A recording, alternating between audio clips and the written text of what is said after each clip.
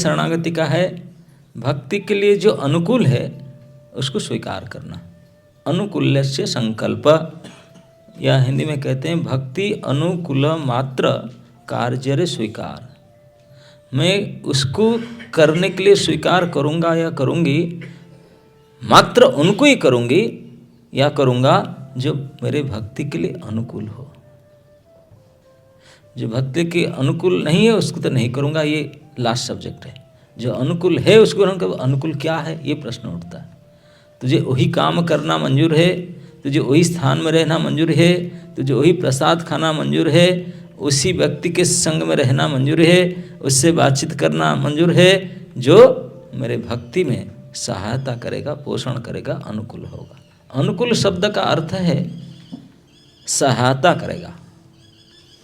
अनुकूल सोचते ना, आक्षरिक अर्थ अनुकूल का प्रतिकूलस्य वर्जनम, प्रतिकूल भाव वर्जन इति अनुकूल। सादा रूप में अनुकूल देखा जाए जो हमारे फेवरेबल, मतलब हमको जो सहायता करता है, हमको जो खुशी देता है कि नहीं। मैं उदाहरण दे रहा था उस दिन, भगवान कहते मया अनुकूल बात नभस्वरित। जब आप साइकिल चला के जाते हैं, अगर सामने से हवा चलता है, पेडल के ऊपर खड़े हो जाएं, काहे को चलता है यार, इतनी हवा आता है सामने फ्रंट विंड। कभी कभी आप फेस किए, साइकिल तो चलाए होंगे सब, है कि नहीं। कभी कभी ऐसे हुआ होगा, सामने से हवा चलता है और ये पूरा खड़े हो जाते हैं पेडल के ऊपर, वो चला ही नहीं आता। होता है ना ऐसे, बड़े परेशानी होता है। आधा किलोमीटर जाने के लिए घंटा निकल जाता है, चलता नहीं, इतना हवा आता है सामने से। इसी बोलते हैं प्रतिकूल बात। प्रतिकूल वायु बहता है तो चलने नहीं सुविधा होता। और कभी कभी ऐसा होगा पीछे से हवा चलता है, खाली बैठे रहो पेडल के ऊपर, पैर रखो, ठेल कर ले जाएगा, धक्का मार के ले जाएगा। होता है कि नहीं। ये है अनुकूल। अनुकूल है तो आपको कुछ करना नहीं, परिश्रम करना नहीं पड़ेगा। अनुकूल वातावरण ही आपको ठेल पेल कर ले जाएगा, धक्का मार कर ले जाएगा, क्योंकि अनुकूल है, फेवरेबल है। जब प्रतिकूल होगा, कितने परिश्रम करो, कुछ करो, काहे की बढ़े प्रतिकूलता इतने ज़्यादा। तो क्योंकि हम लोग भक्ति करना चाहते हैं, भक्त बनना चाहते हैं, तो इसलिए हमारा ये प्रोजेक्ट होना चाहिए, ये लक्ष्य होना चाहिए, हमारा भक्ति के लिए सहायता क्या करता है। जो हमको भक्ति में सहायक होता है वही हमारे लिए अनुकूल है। अनुकूल मतलब भक्ति के जो बढ़ाएगा, हेल्प करेगा, हम जो चाहते हैं उसको और मदद करेगा, उसको बोलते हैं अनुकूल। जो जो इस प्रकार अनुकूल है उसको स्वीकार करना। क्या क्या अनुकूल है, हम जो भी करते हैं, सबसे पहले हमको कहाँ रहना होगा। कहाँ रहना होगा, तो ऐसे स्थान में मैं रहूं जहाँ पर मेरा भक्ति बढ़ेगा, पोषण होगा, अनुकूल होगा भक्ति में मेरे लिए। तो ऐसा स्थान कौन सा है, उनको ढूंढना चाहिए। रहने के लिए सबसे पहले अपना स्थान होना चाहिए, उसी स्थान में रहूं जहाँ मेरा भक्ति के लिए अनुकूल होगा। अब भक्ति विनोद ठाकुर इस भजन में लिखते हैं, तुआ भक्त अनुकूल जे जे कार्य होय, परम जतने तहा करिमु निश्चय। बोले जो जो कार्य तुम्हारे प्रति भक्ति में अनुकूल होता है, मैं निश्चय करके वही वही काम करूँगा। यही कसम खाना होगा, ये प्रतिज्ञा लेना होगा, जो कार्य भक्ति के लिए सहायक होगा, अनुकूल होगा, उसी को निश्चय कर मैं करूँगा। अब 2 नंबर से बोलते हैं क्या, परम जतन तहा करिबु निश्चय, जत्न करके उसी काम को करूँगा जो अनुकूल है। क्या क्या अनुकूल, 2 नंबर स्टांजा बोले, भक्ति अनुकूल जत विषय संसार है। ये संसार में नाना प्रकार के विषय है। विषय समझते ना, विषय मतलब जिनके द्वारा हम अपना इंद्रिय तृप्ति करते हैं। हमारे पास 5 इंद्रियां हैं, हमको सुखी करने के लिए, दुखी करने के लिए। बाकी 5 तो लेबर है, उनको मतलब जो हाथ पैर ये सब लेबर है, उन विचारों को मतलब नहीं है। 5 ही मशीन है हमारे शरीर में, जिनसे आपने कुछ जानते हैं, समझते हैं, सुखी होते हैं, दुखी भी होते हैं। ये 5 जानते हैं क्या क्या है। सबसे पहले तो आँख है, कान है, नाक है, तो मुंह में सारे 5 हैं। ये गाल, चमड़ी, स्पर्श ये है, और जीवा, जीवा में 2 है, वो डबल डोज वाले हैं। बोलना भी और चखना भी। तो ये डबल डोज में है, बाकी सब सिंगल सिंगल। 5 हुआ कि नहीं? जिह्वा में 5, एक चमड़ी 3, नाक 4, आँख 5, नहीं जिह्वा कान 1 है। जिह्वा में डबल डोज मतलब कर्म इंद्रिय भी ज्ञान इंद्रिय भी, लेबर भी है और मशीन भी है। बोलना है, लेबरिंग करना, वो कर्म इंद्रिय है। चखना वो अंदर जो जाता है, खाना। तो ये 5 है, आँख, नाक, कान, जिह्वा और त्वचा। यही 5 से हम दुखी भी होते हैं। बोले दुखी कैसे होते हैं? अब ठंडी चल रहा है, चमड़े को बड़ा ठंड लग रहा है, ओ ठंडा है, दुखी होते हैं कि नहीं? थोड़ा गर्म होता है यार। आंख के लिए कोई कुत्सित रूप आ जाए, आंख बंद कर दे, क्या आ गया, भूत प्रेत पता नहीं, वह लगता है, अच्छा नहीं लगता। और सुंदर चेहरा कोई आ जाए, फोटो खींच लो। तो आंख के लिए विषय है, जो आनंद देने वाली सुंदर चेहरा, वो हमारे लिए विषय है। आंख उनको देखना चाहता है, जिह्वा उनको खाना चाहता है, करेला नहीं, चिरेता नहीं, गुलाब जामुन हो, रसगुल्ला हो, है नहीं, जो स्वाद है जिह्वा को तृप्ति देता है, वो जिह्वा के लिए विषय है। जिह्वा के लिए विषय है रसेली टेस्टी फूड। आँख के लिए विषय है सुंदर रूप, और नाक के लिए विषय है इतर, है ना, नहीं दुर्गंध नहीं, सुगंधी चीज विषय है। कान के लिए विषय है फिल्म सॉन्ग ना, और क्या है, भजन तो सुनते नहीं, आज ही गाए आ करके। तो और त्वचा के आप जानते हैं, नरम नरम मुलायम पकड़ने के लिए। तो यही 5 यदि खराब हुआ तो हमको दुख देता है, अच्छा हुआ तो हमको सुख देता है। तो इन 5 चीज के लिए जो अनुकूल विषय है वो हमारे लिए विषय है। जैसे आँख के लिए विषय है रूप, शब्द, स्पर्श, रूप, रस, गंध, ये 5 को विषय माना गया। शब्द कान के लिए, स्पर्श चमड़ा के लिए, रूप आँख के लिए, रस जिह्वा के लिए, गंध नाक के लिए, यही 5 विषय है। तो संसार में नाना प्रकार के विषय भरा पड़ा है। इस सारे विषय को बोलते हैं कि भक्ति अनुकूल जत विषय संसार। ये समस्त विषय में से जो जो विषय भक्ति के लिए अनुकूल है, जितने विषय भक्ति के लिए अनुकूल है, करीब तहाते रति इंद्रिय द्वारा, मेरा इंद्रिय उन्हीं के पास जाएगा, उन्हीं को स्वीकार करेगा, जो जो भक्ति के अनुकूल है। आप बोलेंगे रसगुल्ला अनुकूल नहीं है, आप नीम बैगन खाना पड़ेगा, करेला जूस पीना पड़ेगा, नहीं ये तो नहीं चलेगा। लेकिन क्या करना पड़ेगा? करना पड़ेगा।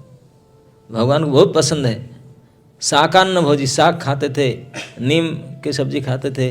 हम बोले हमको नहीं पसंद है, हमको तो पनीर सब्जी, पिज़्ज़ा पसंद नहीं। ये भक्ति के लिए अनुकूल नहीं है। जो भक्ति के अनुकूल, उसी विषय को मेरा इंद्रिय के द्वारा मैं स्वीकार करूँगा। अब अनुकूल प्रतिकूल खाने के व्यापार में केवल आपको जो प्रसाद लगा, आपको जो भोग लगाया, उसी को खाऊंगा, दैट्स इट। दूसरा कुछ खाना ही नहीं, तो ही मेरे लिए अनुकूल है। तो इसके भक्ति अनुकूल जत विषय संसार।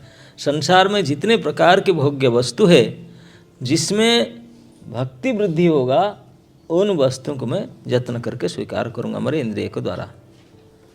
अब आगे कहते हैं क्या क्या विषय कैसे सुन करना। सुनी व तुम्हारा कथा जतन करिए। का सबसे पहले कान, सबसे 5 इंद्रियों में से प्रथम इंद्रिय कान है। जब सृष्टि हुआ इंद्रिय गण के, सर्वप्रथम इंद्रिय हुआ क्या? कान। बाकी सारे बाद में हुआ ना, तो इसलिए श्रुति सबसे पहले। तो सुनी व तुम्हारा कथा जतन करिया। ये जो सबसे प्रथम इंद्रिय हमारा कान है, उसको कैसे उपयोग करूँगा? क्लास सुनूंगा। क्लास तो हम साल में एक बार आते हैं, लेकिन इतने यत्न करते हैं नहीं, प्रतिदिन विदाउट फेल। प्रतिदिन खाना खाता है कि नहीं? खाना तो खाते हैं शरीर के लिए, अपने लिए कुछ नहीं खाते हैं। अपने लिए खाने का ये है होल है कान। तो प्रतिदिन सुनना चाहिए ये डोज। सुनी व तुम्हारा कथा जतन करिया, जत्न पूर्वक सुनना है। जत्न पूर्वक सुनना मतलब अब यहाँ से सुना, कान में भरा, वहीं पे कान से निकल गया, इस कान में गया, इस कान में, इस कान उस कोन, इस कान में गया, इस कान में ये इस कान है ना, इस कान उस कान गया, यहाँ से इनपुट आउटपुट होकर खत्म। वैराग्य है, क्यों लेकर जाएं घर तक, यहीं छोड़कर जाएं, वहीं सुने, वहीं क्लासरूम में छोड़कर जाएं, बाहर पूछो पता नहीं है, वहीं सुना था क्या। इतने वैरागी हैं हम लोग। नहीं, जत्न पूर्वक सुनना मतलब उसको कान में लेकर के बाहर डालना नहीं, अंदर लेना, अंदर लेकर जाना, हृदय में बैठाना। और बाद में सुनने का क्रिया तभी पूर्ण होता है श्रवण के बाद में मनन चिंतन जब होता है। मनन चिंतन मंथन, कंटेम्पलेट करो, किसी के बारे में किसी के साथ चर्चा करो उसको, फिर निर्णय करके उसको काम में प्रकट करो। ये सुनने का क्रिया पूर्ण तभी होता है 5 काम से। हम केवल सुन के उठे, सुन लिया खत्म, नहीं, ज़्यादा से ज़्यादा में नोट कर लिया ना, नहीं, नोट कर लिया नहीं, नोट पेन पेपर में नहीं होता, नोट कहाँ होगा, आपने हृदय में, हृदय में नोट करना पड़ेगा। और नोट करने से नहीं, नोट करने के जाकर बैठ करके फिर सोचना, उसके ऊपर मंथन करना, चिंतन करना, फिर किसके साथ डिस्कस करना, किसके साथ चर्चा करना, बोलना इस बात को, फिर जो निर्णय निकालता है फिर उसको पालन करना। That is complete hearing. Okay, तो जत्न करके सुनने का मतलब ये पूरा कोर्स करने से पूरे सुनने का जत्न होगा। ओके, तो इसी बोलते सुनी व तुम्हारा कथा जतन करिए। आप सबसे पहले अनुकूल चीज़ों ग्रहण कर, सबसे पहले श्रुति जो कर्णेंद्रिय है उसके द्वारा आपके कथा को सुनूंगा और 5 प्रोसेस के द्वारा कंप्लीट हियरिंग करूंगा, इसी बोलते हैं जत्न करके सुनूंगा। नेक्स्ट, देखी व तुम्हारा धामा नयन भरिया, देखने के लायक और कुछ नहीं देखूंगा, बढ़िया बढ़िया चेहरा कौन नहीं देखूंगा, केवल आपके धाम, आंख भर करके देखी व तुम्हारा धाम नयन भरिया। आपके धाम, आपके भीलवाड़े में धाम, ये जगन्नाथपुरम जगन्नाथ मंदिर है, ये भगवान का धाम, जहाँ भगवान रहते हैं ये भगवान के स्थल हो जाता है। तो आपके भीलवाड़े में और कोई स्थान देखने के लायक नहीं है। अगर कुछ देखना चाहते हैं सीधा इधर आना, आकर ठाकुर जी को दर्शन करना, ये ठाकुर जी के मंदिर को दर्शन करना, भक्तों को, बस यही हमारे लिए वही धाम है। तो देखी वह तुम्हारा धाम नयन भरिया, आंख भर करके उनको देखना है। और दूसरी चीज़ को आंख में जागा ही नहीं, भरना कैसे? अगर इस स्थान के, भगवान के स्थान को आंख में पूरा भर दिया और जागा ही नहीं, दूसरे कोई लड़का लड़के या फिर देखने के लिए जागा ही नहीं, वो आए जाए तो फर्क नहीं पड़ता। हम तो देख लिए पूरा पूरी, आंख में जितना स्पेस था सब फुल कर लिए जगन्नाथ जी के देख करके, और है ही नहीं आपको देखने के लिए जागा, है कि नहीं? तो इसलिए नयन भर करके देख लो ताकि कोई स्पेस ना रहे, दूसरे किसी फंसने का चांस ना रहे, है ना? देख करके ज़्यादा फंसते हैं। ये आँख, मैं हमेशा कहता हूँ, लस्ट जो सबसे बड़ा शत्रु हमारा है, प्रत्येक मनुष्यों का सर्वश्रेष्ठ शत्रु है लस्ट। ये मिस्टर लस्ट भगवान स्वयं कहते हैं, विधि एन इह वैरिणम कामयेस, विधि एन इह वैरिणम। अर्जुन, ये जो काम है, मिस्टर लस्ट है, ये तुम्हारे वास्तविक शत्रु है, महाशत्रु है। कुत्ते डालो सब खा जाएगा, उनका पेट नहीं भरेगा, महाअसन।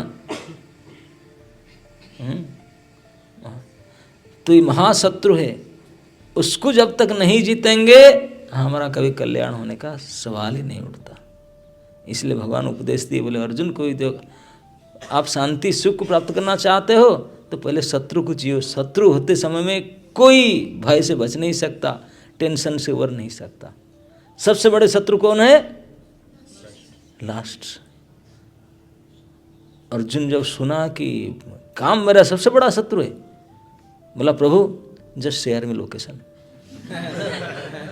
जस्ट शेयर में लोकेशन प्रभु, अब भी उड़ा देता हूँ उसको। मेरा बस गांडीव है, ऐसे बाण मारूंगा, शब्द भेदी उड़ा दूंगा वहीं पे, कितने किलोमीटर दूर में है, यहीं से सर्व संरक्षण संधान करूंगा। बहुत पावरफुल वॉरियर था। यहीं से गन पॉइंट में लोकेशन दीजिए, मैं अभी सिलेक्ट करता हूँ उसको, उड़ाता हूँ उसको। भगवान बोले अच्छा, हाँ भल बताए तो सही, कहाँ ठिकाना तो बताए मुझे। भगवान बोले सुन लो ठिकाना बताता हूँ। बोले मन बुद्धि इंद्रियाणी अस्य अधिष्ठानम उच्यते। बोले उनका लोकेशन, बोले 3 जगह में फ्लैट लिया उन्होंने, 3 BHK फ्लैट, सब परिवार बैठते हैं ऐसे नहीं स्टूडियो अपार्टमेंट ना, 3 BHK फ्लैट 3 जगह में लिया। कहाँ कहाँ पे? एक तो मन में, वो बंदूक कैसे चलाएगा मन को, मारो बंदूक कैसे मारो, मन में बैठा है। दूसरा स्थान बुद्धि में, और रे उसको कैसे फायर करे, वो तो गया। तीसरे इंद्रिया, बंद, गन डाउन, हो नहीं सकता बाहर कोई है ही नहीं, अंदर ही बैठा है, अंदर कैसे मारूं। इतने खतरनाक शत्रु है। इस जगह पर कैंप डाला है जो कोई गोली भी नहीं मार सकता, बाण भी मार नहीं सकता। बताओ, हमारा शत्रु ऐसा कोई खतरनाक बाहर शत्रु है? तो कहीं है, आग लगा देते हैं, गोली मार देते हैं, बम फोड़ देते हैं, लेकिन यहाँ बम कैसे फोड़ोगे, तुम ही मर जाओगे इसलिए सबसे ज़्यादा भयानक शत्रु हमारा है लस्ट, जो इस जगह पर अपने फ्लैट लेकर बैठा है, जो बिल्कुल बेपरवाह बैठा है, कोई कुछ नहीं कर सकता, कुछ नहीं कर सकता, ना बम मार सकता, ना गोली मार सकता, ना कुछ भी नहीं कर सकता, बोल भी नहीं सकता, कुछ देख भी नहीं सकता। इतना सेफ साइड में शत्रु बैठा है, घर करके बैठा है, दम लेकर बैठा है, और तू देख भी नहीं सका, बोलेगा मैं ही शासन करूंगा, तू यूजलेस। ऐसी जगह पर सेफ साइड में बैठा है। महावीर अर्जुन सुन के कतरा गए, बोले प्रभु ऐसी जगह बैठा है ना। बोले क्या करूं? बोले इसलिए चुपचाप बैठो, धनुष बाण रख दो, ये काम नहीं चलेगा इस शत्रु के सामने। ये शत्रु दुर्योधन दुशासन में धनुष बाण देखा ना, इस शत्रु के ऊपर तेरा धनुष बाण नहीं चलेगा, गाली गुलस नहीं चलेगा, ये तो महाशत्रु है। बोले जो ज्ञानी है, बोले उनके सबसे ज्यादा शत्रु है ज्ञानी, ज्ञानी नाम नित्य वरिणा। जो बोलेंगे मैं ज्ञान के द्वारा है, ज्ञान के सबसे ज्यादा फंसते हैं वही ज्ञानी लोग। ज्ञानी लोग सबसे ज्यादा काम में फंसते हैं। मूर्ख लोग तो फिर भी थोड़ा बचने का चांस है, कि उनके सामने वो दांत नहीं देखा था, ज्ञानियों के सामने दांत रगड़ कर पीसता है उनको। हाँ, इसलिए बोलते ज्ञानी ना नित्य वरिणा, नित्य उनका पीछे पड़ता है ज्ञानियों को। तो क्या किया जाए? अर्जुन हाथ उठा दे, बोले उसको तो कोई कर नहीं सकते, ये महाशत्रु इस जगह पर बैठा है, क्या करूं? तो भगवान बता, बोले तू सुनो ध्यान से, मैं बता रहा हूं, उसको जीतना है। उसको जब नहीं जीत पाओगे, संसार में किसी प्रकार से तो सुख शांति को प्राप्त नहीं कर सकते। भक्ति तो दूर की बात है, कृष्ण भक्ति दूरे रहो, संसार नहीं खाए, संसार भी हट नहीं सकता। भक्ति क्या करोगे इतने उनको जब नहीं जीतोगे तो भगवान ने कहे काम ऐसा क्रोध हो ऐसा, ये दोनों जो महाशत्रु हैं उनके लिए बोले 3 जगह में वो फ्लैट लेकर बैठे हैं। तीन जगह में ताक टेक्सा कर नहीं सकते, 1 by 1 जीतो, सीरियली जाओ 1 by 1। बोले पहले कौन सा? बोले ये भी बड़े भयानक है, सोचो पहले किसको करें बताता हूँ। तो भगवान स्वयं बताए, तस्मात् त्वम इंद्रियाणि आदो, आदो मतलब शुरुआत, सबसे पहले इंद्रियों के ऊपर जो उनका फ्लैट है उसी को टारगेट करो। कैसे? गोला बारूद तो नहीं जाएगा वहां पर, क्या करो न, तस्मात् त्वयं नियम्य इंद्रियाणि आदो, इंद्रियों को नियमन कर, रेगुलेट योर सेंसेस। कैसे? बोले सारे आचार्य लोग सबसे पहले सिखाते हैं, जो अमर जैन करता है मंगला में उठना होगा, और ठंडी में 4 साढ़े 3 बजे, 5:30 बजे कर दो ना, 6:30 बजे कर दो ना, हाँ कभी भील नहीं होगा। 8:30 बजे तो निश्चित आ जाऊंगा, है ना? नहीं 4:30 बजे हाजिर होना पड़ेगा, नहा धो करके, कपड़ा पहन करके, द्वादश तिलक लगा करके, वो 3:30 बजे उठना पड़ेगा ना। हाँ, यही है इंद्रिय को कष्ट दे करके उठना, नियम करना है। नियम, मुझे उठना ही उठना है इस समय में, प्रथम नियम है। उठ करके आओ, थोड़ा बैठ करके एक झुंक ले लो, है ना। बैठ जाने से तुरंत आंख लग जाता है, जैसे भागवत क्लास में सबसे बढ़िया क्लास नींद आता है ना। यहाँ बेड में तो कभी कभी स्लीपिंग पिल खाना पड़ता है, नींद नहीं आता, लेकिन यहाँ पे पिल फेल मार जाएगा, बैठते हैं नींद। ओम नमो भगवते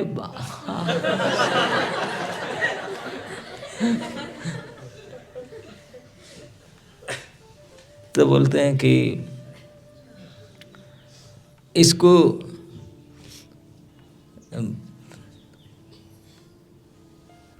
आंख की बात में कह रहा था, जो लस्ट की बात इसलिए आया। ये लस्ट जो महाशत्रु है, भगवान उसको बताए, सीरियल आप पढ़ लेना उसको। पहले इंद्रिय को, फिर मन को, फिर बुद्धि को, 3 फ्लैट को, ऐसे वन स्टेप करके। तस्मात् जही शत्रु महाबाहु काम रूपम दुरासत एवं बुद्धा, बुद्धि से लास्ट में फाइनल बाण बुद्धि से चलेगा। इस प्रकार से इस काम को जीत सकते हो, वो बताए। बोले जीत सकने के बाद भी ये मत समझो कि काम छूट जाएगा आपसे। बोले नो, ये ध्यान देकर सुनिए लस्ट के बारे में भगवान का मतामत क्या है। भगवान ने दुनिया बनाए, हम लोग को बनाए, और मिस्टर लस्ट को भी बनाए और डाले भी उन्होंने, उनको ही मेंटेन करते हैं भगवान। ये भी उनका, भगवान के पार्टी के लोग हैं। आज मुझे किसी ने प्रश्न भेजा है कि हाँ जी बताइए लस्ट को कैसे भगवान के सेवा में यूज कर सकते हैं। आप बोलते हैं सब सेवा में यूज करेंगे। ये लिखा है, तुम्हारा सेवाय काम नियोग करीब। भगवान की सेवा में काम को नियोग किया जा सकता है। भगवान ने गीता में कहा कि एक काम अहम, मैं वो काम हूँ। क्या श्लोक है? काम अस्मि अधर्म धर्म विरुद्ध कर्माणि, धर्म अविरुद्ध भूतेषु काम अस्मि विरुद्धेषु। जो धर्म के अविरुद्ध, विरोध नहीं करता, धर्म के विरोध नहीं करता, जो लास्ट भगवान बोलते मैं वही हूँ। मतलब इस काम को धर्मानुकूल अपने पत्नी रूप में स्वीकार करके भगवान के भक्त प्रोड्यूस करो, इसलिए काम की यूज करो। भक्त बनाने में सेवा हो जाएगा भगवान की। इसके लिए काम यूज किया जा सकता है। तुम्हारा सेवाए काम नियोग करियो। तो एक काम का हमारे अंदर एंट्री करने का, हमारे अंदर काम प्रवेश कैसे करता है? बोले प्रवेश करने का तो हाईवे है आँख। इसलिए मैं आँख के बारे कह रहा हूँ। आपको पता है कि बिल्लूमंगल ठाकुर बड़े महान संत थे। कई जगह मेंशन हुआ कि 800 साल तक जीवित रहे उन्होंने, अंधा होने के बाद। कम से कम अंधा होने तक तो जितने थे, उसके बाद में 100 मोर देन 100 ईयर्स जिए। एक महाराष्ट्र में जगह है, वो जगह का नाम क्या, जहाँ वो कृष्णा नदी निकला, कृष्ण वेण्णा, वहीं पर उन्होंने कर्नाटक में बिल्लूमंगल ठाकुर था। कर्नाटक से आते आते वहीं पर महाराष्ट्र में, क्योंकि वो आप बिल्लूमंगल का चरित्र थोड़ा सा बताता हूँ संक्षेप में। वो एक बहुत बड़े कर्नाटकी ब्राह्मण थे और शंकर संप्रदाय के सन्यासी के शिष्य थे। गिरी उनका, कौन सा गिरी उनका नाम है। तो लेकिन विवाहित थे, बड़े अच्छे घर वाले थे, लेकिन एक वेश्या में फंस गए। वेश्या का नाम था चिंतामणि। चिंतामणि वेश्या के चक्कर में फंसे और अपने पत्नी, अपने माता पिता कितने समझाए, नहीं माने, फंस गए, जाते थे बार बार। एक दिन उनके पिताजी के देहांत हो गया था, तो उनका दशाह क्रिया था, होता ना 10 दिन, आप 13वीं करते ना, 13वीं मान लो। उस दिन से ब्राह्मण आते हैं, फीस्ट होगा, सब घर में कई गेस्ट आए हैं, 13वीं है पिता का। लेकिन बोला मैं तो जाऊँगा, मैं तो जाऊँगा। चिंतामणि पास जाएगा, वो जानते, बोले आज तो कम से कम मत जाओ, कल डबल चला जाना, आज मत जाओ। बोला नहीं जाऊँगा जाऊँगा जाऊँगा। इतने उनका पत्नी आकर पैर पकड़ के समझाया, पत्नी की धक्का दे दिया, बोला हट मुझे आना है, मैं नहीं रह सकता। पत्नी ऐसे देखा कि इस प्रकार मैं क्या करूं, वो दुखी होकर जाकर नदी में गिर गई, सुसाइड कर ली। सुसाइड कर ली और वो बहकर जा रहा था दिन में। वो रात में भाग गए घर से, बारिश हो रहा था, भाग कर गए, नौका नहीं था, उनका डेड बॉडी उनकी पत्नी का भाग कर आ रहा था। कल सुसाइड किया था, पहले दिन तो डूब जाता है, दूसरे दिन फिर पानी में उठ जाता है, जब फूल जाता है ना डेड बॉडी तो फिर ऊपर उठ कर फूल कर आ रहा था। रात में देखा नहीं पड़ता, बारिश अंधकार रात्रि, उन्हीं की पत्नी थी, उन्हीं के डेड बॉडी में बैठ करके नदी के पार कर गए, सब में बैठ करके लास्ट में पार करके गए। घोर रात्रि, बारिश हो रहा है, इसमें पार कर गए, वो डेड बॉडी कहीं छोड़ कर नदी पार करके गए। जा करके बारिश हो, जा करके चिंतामणि दिखा कर रात को आज तो आएंगे नहीं लगता है, इतना रात हो गया, बारिश भी हो रहा है, लेकिन वो तो पहुँचे, देखे कि कुछ नहीं। और तभी जो आने तो लिफ्ट हुआ नहीं करता था, गेट बंद है, सीढ़ी पास जा नहीं सकते, वो अपस्टेयर में रहती है चिंतामणि, कैसे जाएंगे? चारों तरफ जो चक्कर 5 चक्कर लगाए, बारिश में एक सांप ऊपर चढ़ना प्रयास कर रहा था, जा रहा था। सांप जानते ना इसी जगह में चलते हैं, जब फिसलने वाली जगह में सांप चल नहीं सकते, उनका पैर तो होता नहीं, ऐसे चलते हैं। फिसल गया था तो ऊपर में छात के ऊपर रह करके नीचे तक पहला हुआ था, वो सचा के अरे रस्सी तो लगा, उसको पकड़े चढ़ जाऊंगा। जिंदा सांप था, उसको पकड़ लिए। सांप को अगर पकड़ लेना, सांप हार्ड हो जाता है, बिल्कुल हार्ड टाइट हो जाता है। टाइट होकर के ऊपर से जो छात के फंद को बिल्कुल पकड़ लिया सांप ने, बोला पता नहीं कोई मुझे अटैक कर रहा है, तो उनको लगा बिल्कुल स्ट्रांग तार फार लगा हुआ है, उसको पकड़ के चढ़ गए। नाग सांप को पकड़ कर, वो रात को देखा ही नहीं, काम अंधा, एक तो रात के अंधार और काम और अंधा कर दिया आँख को। वो सांप को जिंदा सब पकड़ के चढ़ गए ऊपर टेरिस में जा करके उनके दरवाज़ा ठक ठक किए। वो बोला घोर अंधकार में मिडनाइट में कौन आया? चिंतामणि जलाया, दीप जलाकर उन्हें देखा, बोला ये खड़ा है बिल्कुल सरासर गिल्ला है। बोला हाँ कौन, आप आया कैसे? पानी नदी भरा है, नौका नहीं आया कैसे? ना नहीं, आपने व्यवस्था किया था ना, एक मिल गया नौका, कुछ मिल गया। उनके पता नहीं क्या, उनके पत्नी का डेड बॉडी था। बोला ऊपर कैसे आया है, यहाँ तो बंद था। बोला तूने जो रस्सी फिट कर ना, रस्सी कहाँ से रस्सी तम लगा? बोला वही था ना। जाके देखा सांप गरज रहा है, उनको परेशान करके कौन चढ़ कर गया। उसको देख कर बोला अरे भयानक, उसी को पकड़ कर आया तो पता नहीं, बोला मैं देखा ही नहीं उसको, मैं तो सोचा कि रस्सी डाला आपने। इतने अंधापन में उसे आ गया। तो उसको देख करके चिंतामणि ने अब गया, बोला नौका से कैसे आया को? रात को देखा कि उनके पत्नी का डेड बॉडी किनारे लगा हुआ है। अंधकार बारिश के रात अपने पत्नी के डेड बॉडी के ऊपर चढ़ करके यहाँ आकर के सांप को पकड़ कर ऊपर जा करके आधी रात में दरवाजा खटखटा। चिंतामणि बोला हे भगवान बिल्वमंगल जी, आपके जितना आकर्षण, जितने अंधाधुन आकर्षण मेरे प्रति ये मल मूत्र भरा व्याग के प्रति है, इतने आकर्षण कहीं ठाकुर जी के प्रति होता। श्री कृष्ण भगवान जो कंदर्प कोटि कमनीय विशेष शोभम उनका प्रति होता, शायद आप उनको प्राप्त कर गए होते। ये आपकी क्या दुर्बुद्धि है। मैं तो चाहता हूं कि आप इतने आकर्षण प्रभु के प्रति करो। तो उनसे सुन करके उनके दिमाग खोला। बोला अच्छा, बोला हम सब क्षणिक है, हम सब कुछ नहीं, वो तो असली यही है।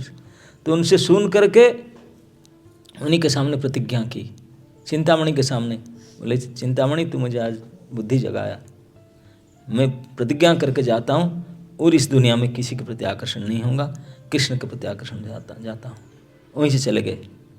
बोले वृंदावन जा रहा हूँ और घर नहीं जाऊँगा। घर वापस नहीं गए, चलने लगे।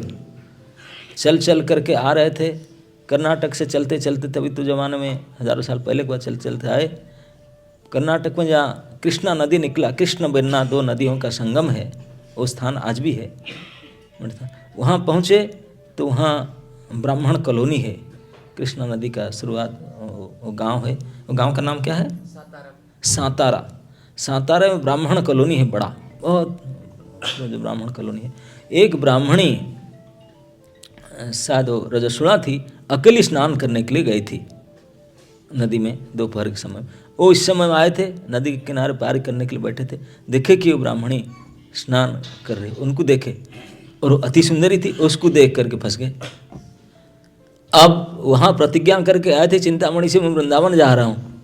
अब उसको देखने के बाद वो स्नान की उनको देखे, अब इतने आकर्षित हो गए, भूल गए उनके प्रमिश सब, भाड़ में जाओ, उनके पीछा किए। वो स्त्री देखा कि उनके पीछे पीछे आदमी चल रहा है, उनके पीछे पीछे नदी के किनारे किनारे आए, उनके घर के पास आए। उनमें घरे चली गई, बोले मेरे पीछे से तभी से आया ये आधा किलोमीटर से, मैं अकेली गई थी। अच्छा, तो घर में गए, वो जाकर उनको बैठे रहे उनके घर के सामने, कब तो बाहर निकलेगा। वो जाकर उनके पति को बताए, बोले मेरे पीछे एक आदमी वो घाट से आधा किलोमीटर से मेरे पीछा कर करके आया है। तो पति बोले कोने आकर देखे, बिल्लोंगड़ बड़े उत्कृष्ट उच्च कोटि के ब्राह्मण थे, जनेऊ धारण किए थे। पूछे उनको, बोला मैं अमुक गोत्र का ब्राह्मण हूँ। बोला अरे इतने बड़े ब्राह्मण आप घर में अतिथि बनकर आपकी सेवा करना मेरा धर्म है, कैसे ब्राह्मण देवता आए हैं? तो वो बोले कि जो भी होगा मैं सच बता देता हूँ, सच बताए। बोले देखिए बुरा मत मानिए, मैं तो वृंदावन होकर जा रहा था भक्ति करने के लिए, लेकिन क्या करूं, एक स्त्री अभी स्नान करके आया, उसको देख करके उस रूप से मैं आकृष्ट हो गया और मैं उसको प्राप्त करना चाहता हूं, और इसके लिए उसके पीछे पीछे मैं यहाँ तक आया। जिनको बोल रहा था वो स्त्री के पति थे। अब वो सुने, लेकिन वो महापुरुष थे, बोले ये एक ब्राह्मण मेरे घर में आया है, मैं पहचानता भी नहीं, इस मांग लेकर आया है कि मेरी पत्नी को चाहता है। अब उन्होंने थोड़ा चिंता किए, बोले अतिथि देव भव, अतिथि को तृप्त करना ये देवताओं को प्रसन्न करने का धर्म है। तो वापस गए, बोले ठीक है वेट करो, मैं जा रहा हूँ। उनको बताने कि मैं उनके पति हूँ करके, जा करके अब पत्नी को बोले मैं तुझे आदेश देता हूँ, तुम जा करके उनको तृप्त करो, वो नहीं बताना कि मैं पति हूँ आपके, अब जाओ। बोले आप आज्ञा देते हैं ना? हाँ, वो पति बताते थे। बोले मैं आज्ञा देता हूँ, आप जाओ। तो उन्होंने आई, वो प्रसन्न हो गए, बोले उन्होंने ठाकुर देख करके। बोले आइए अब क्या चाहते हैं? बोले आप कैसे आए? वो बोल दिया कि मेरे पति ने, आपके पति वो जो आए थे आप पति ना? हाँ, आपकी प्रसन्नता के लिए मुझे बोले कि आपको तृप्त हो जाकर। इतने दुखी हो गया, बोला हाय हाय, मैं भी एक विवाहिता पति हूँ, मेरे पत्नी के साथ मैं कैसे व्यवहार किया, और ये देखो वो मुझे लिए, मुझे जानते भी नहीं, अपनी पत्नी को भेज दिया मेरे पास, और मैं ऐसा हूँ। इस काम के लिए मैंने, काम को विरोध करने के लिए मैं वृंदावन जाने के लिए घर द्वार छोड़ कर आया, यहाँ आकर फेस फंस गया। कैसे फंसा? केवल आँख ही कारण है। अगर नज़र में तू नहीं आता तो आज मैं भजन करते करते वृंदावन जाता, लेकिन भजन का सबसे बड़ा विरोध कौन आया? आँख। सबसे बड़ा टॉप मोस्ट एजेंसी आँख है, जो हमारे भक्ति का सबसे बड़ा विरोध करता है। देख करके बुरी तरह से फंसते हैं, फिर बाद में व्हाट्सएप में मैसेज चलता है, फिर क्या क्या चलता है, सब चलता है आँख के कारण। ना देखे होते, out of sight out of mind, site में आकर के इतने हमारे परेशान करता। तो उन्होंने वहीं बैठे बैठे क्यों देखे कि उनकी पत्नी सामने आई, उनको देखने के बाद उनका पश्चाताप झलने लगा। बोला मैं आपके रूप को देख करके फंसा, मेरा संकल्प मिटिया मिट हो गया, मैं वृंदावन जा रहा था, कृष्ण के प्रति आकर्षण होकर प्रतिज्ञा कर गया था, वो आकर्षण धूल धुलांत हो गया आपके रूप को देख करके। ये आँख मुझे महाशत्रु है। बोले हे देवी, हाँ मैं जानता नहीं था तुम्हारा पति है, मैं उनको मांगा था, आपके संग में चाह रहा था, आप आए, आपको बहुत धन्यवाद। मेरे एक सहायता कर सकते ना? मैं तुम्हारे सहायता के लिए आया हूँ ना, आपके जो हेयर पिन है ना, मैं थोड़ा निकाल के दीजिए। बोले मैं आपके प्रति समर्पित हूँ। बोले आपको बाद में पहले मुझे हेयर पिन दीजिए। बोले ओके सर, से हेयर पिन बांधते ना, लगाता ना नहीं, आज तो खुला छोड़ते हैं, हेयर पिन में लगाए, भूतनी है सारे। शास्त्र कहते हैं जो स्त्रियों का बाल खुला है वो सब जीते जगती भूतनी चुड़ैल है, शास्त्र कहता है। तो इसलिए हमेशा ध्यान रखो, भूतनी नहीं बनना है, बांध करके चोटी चटा डाल कर, ये क्या बोलते हैं उसको, जुड़ा, और नहीं ऐसे बांध करके करते हैं ना चोटी है, वो बना के रखना चाहिए। जैसे देखो उनके ऐसे भूतनी के जैसे है ना? नहीं, ऐसे नहीं करना चाहिए। शास्त्र तो पढ़ते नहीं, सुनते नहीं तो क्या करें? नहीं तो शास्त्र जानते हैं, इस प्रकार कभी नहीं करना चाहिए। तुरंत भूत प्रेत सवार होते हैं। तो वो बांधी थी उन्होंने, ब्राह्मणी थी, बोले उसको पियन निकाल कर दीजिए। तो पियन जैसे हाथ में दिए, पियन को देखा, उस स्त्री को देखा, पियन को देखा, देख कर बोला, रे मूर्ख आँख, महाशत्रु तू मेरा, तू मेरे काम में जर्जरित किया, नहीं तो वो क्या है, मैं क्या हूँ। ऐसे कह कर उनके सामने फटाक से आँख लिया, आँख फोड़ दिया, दोनों आँख पूरा ब्लड झरझर निकला। वो स्त्री तो बिल्कुल चिल्ला, बोला क्या किया आपने? दोनों आँख फोड़ चुके थे, दोनों आँख को उनके सामने ही फोड़ दिए, रक्त निकलने लगा। और चिल्लाया, कष्ट हुआ, बोले अब मैं शांत हुआ, मैं पक्का बदला लिया। अब फिर गए, वो स्त्री उनको हाथ पकड़ करके नदी के किनारे ले गया। वो तो चल नहीं सकते, बोले मैं क्या करूँ ना, मैं छोड़ दो मुझे, मेरे आँख नहीं चाहिए, तू जा घर में, मुझे वहीं छोड़ दो। बोला पति ने बोला था सहायता, मैंने सहायता हो गया, मुझे हेयर पिन दिया, यहाँ तक ले आया, बस मैं पानी के किनारे बैठूंगा, पानी पीऊँगा, भूख लगने से जो होगा आपका ड्यूटी फ्री, मुझे जाने दो। तो वहीं बैठ करके, आँख तो फूट गया लेकिन आँख से आंसू तो बह रहा था। आंधे भी रोते हैं दृष्टि शक्ति नहीं रहता लेकिन आंसू तो निकलता है, होल तो रहता है। वहीं रोते रोते भगवान को प्रार्थना की। अब तो दिखाई नहीं पड़ रहा था, ऐसे ऐसे करके जाते थे पानी किनारे, तो भूख होने से पानी पी लेते थे, पेड़ के नीचे आके बैठ जाते थे, भगवान को भजन कर स्मरण करने लगे, कीर्तन कर, वहीं बैठे बैठे लिखने लगे। कृष्ण करणामृतम यहीं लिखा गया है सांतारा गांव में, कृष्ण वर्णा नदी के किनारे कृष्ण करणामृत लिखे, बैठ के इतने गंभीर चिंतन किए, खाना पीना छोड़ करके कृष्ण आ गए वहाँ, उनको पकड़ कर ले गए वृंदावन तक, भगवान ने हाथ पकड़ कर ले गए। वो नहीं पहचानते थे, वृंदावन जाकर पूछे, बोले वृंदावन, यही तो वृंदावन, ये सब देखा है। बोले मैं कैसे पहचानूंगा? ऐसे करके फिर पता चला कि ये जो मुझे यहाँ तक लेकर आया, जो मुझे हेल्प करता है, वही साक्षात कृष्ण है। तो उनको दर्शन, जब इस दुनिया को देखने के लिए आँख फूट जाए तब उनके दर्शन हो सकता। जब इस दुनिया के विषय देखेंगे तो ठाकुर जी नहीं देखेंगे।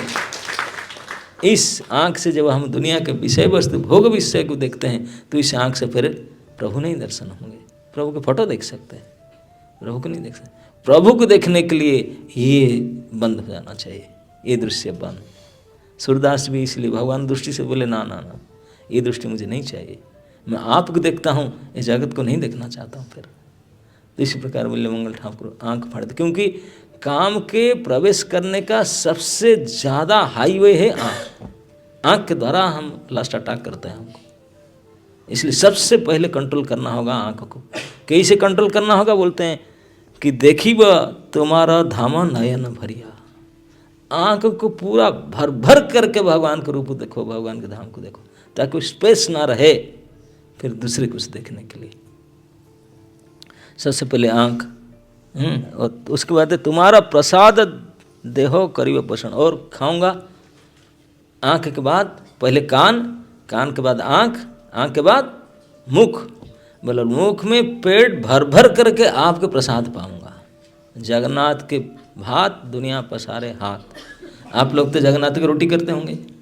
राजस्थान में मेवाड़ रीजन में हर एक सेंटर में जगन्नाथ आ गए, पूरे मेवाड़ को जहाँ देखो तहाँ जगन्नाथ बैठे, लेकिन रोटी खाते हैं, राइस कोई नहीं बना। जगन्नाथ जी केवल राइस खाना वाले, रोटी कभी नहीं बनता 365 दिन है, लेकिन आपके जगन्नाथ इधर मेवाड़ वाले केवल रोटी खाते लेकिन उनके प्रिय है अन्न, राइस डालमा। तो जो भी हो, तो बोलते हैं कि तुम्हारा प्रसाद देहो करीब पोषण। बोले देह के पोषण केवल आपके प्रसाद से करूँगा, और किसी उपाय से नहीं।